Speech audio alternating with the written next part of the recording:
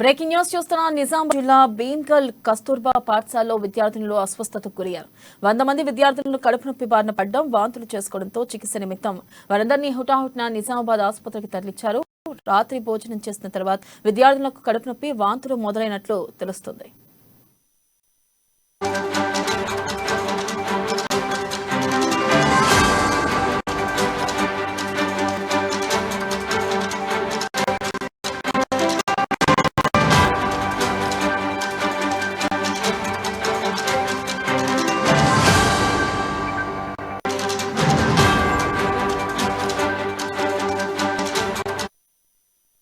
Breaking news చూస్తున్న నిజామాబాద్ జిల్లా భీమ్గల్ కస్తూర్బా పాఠశాలలో విద్యార్థులు అస్వస్థతకు గురయ్యారు. 100 మంది విద్యార్థులు కడుపు నొప్పి బారిన పడడంతో, వాంతులు చేసుకోవడంతో చికిత్స నిమిత్తం వారందరినీ హుటాహుటిన నిజామాబాద్ ఆసుపత్రికి తరలించారు. రాత్రి భోజనం చేసిన తర్వాత విద్యార్థులకు కడుపు నొప్పి, వాంతులు మొదలైనట్లు తెలుస్తుంది.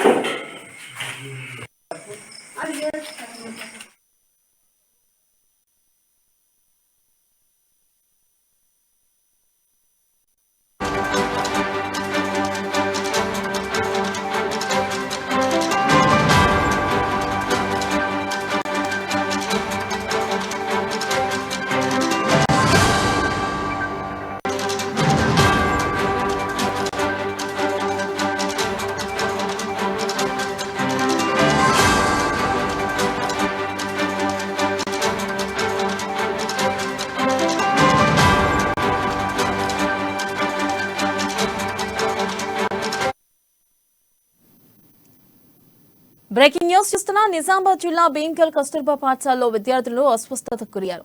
100 మంది విద్యార్థులు కడుపు నొప్పి బారిన పడడం, వాంతులు చేసుకోవడంతో చికిత్స నిమిత్తం వారందరినీ హుటాహుటిన నిజామాబాద్ ఆసుపత్రికి తరలించారు. దీనిపై మరింత సమాచారాన్ని మా ప్రతినిధి నవీన్ అందిస్తారు. నవీన్, చెప్పండి, విద్యార్థుల పరిస్థితి ప్రస్తుతం ఎలా ఉంది? థ్యాంక్ యూ వెన్నెల. ఇటు ఫుడ్ పాయిజన్ కావడంతో సుమారు 100 మంది విద్యార్థులు అస్వస్థతకు గురయ్యారు.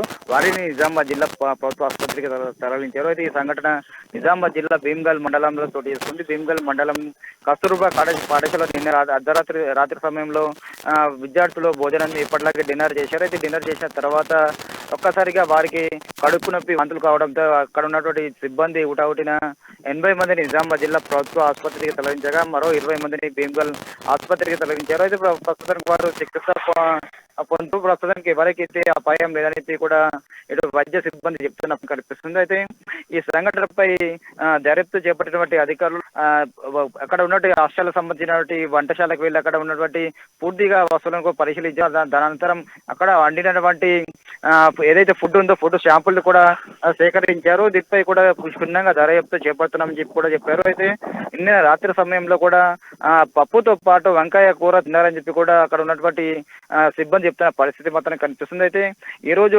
ఏదైతే ఆసుపత్రిలో చికిత్స పొందుతున్నారో విద్యార్థులకు డిఈఓతో పాటు జిల్లా కలెక్టర్ వెళ్ళే వాళ్ళని విద్యార్థులను కూడా పరామర్శించారు. అయితే ఏం జరిగిందని కూడా తెలుసుకునే ప్రయత్నం కూడా చేస్తున్నారు అధికారులు. అయితే ఇక్కడ ఫుడ్ తినడం వల్ల జరిగిందా లేదా, బయట ఏమన్నా ఫుడ్ తెచ్చుకొని బయట ఏమన్నా ఫుడ్ ఏమన్నా తిన్నారా, అసలు ఎందువల్ల వీరికి ఫుడ్ పాయిజన్ అయిందో కూడా అన్న విషయంలో కూడా పూర్తిగా విచారణ చేపడుతున్నారు. అయితే ఏదైతే షాంపూలు తీసుకెళ్లారో షాంపూ రిపోర్ట్ వచ్చిన తర్వాతనే అసలు ఏం జరిగింది అనేది తెలిసే అవకాశం స్పష్టంగా కనిపిస్తుందని చెప్పవచ్చు Vennela. Right Naveen, thank you.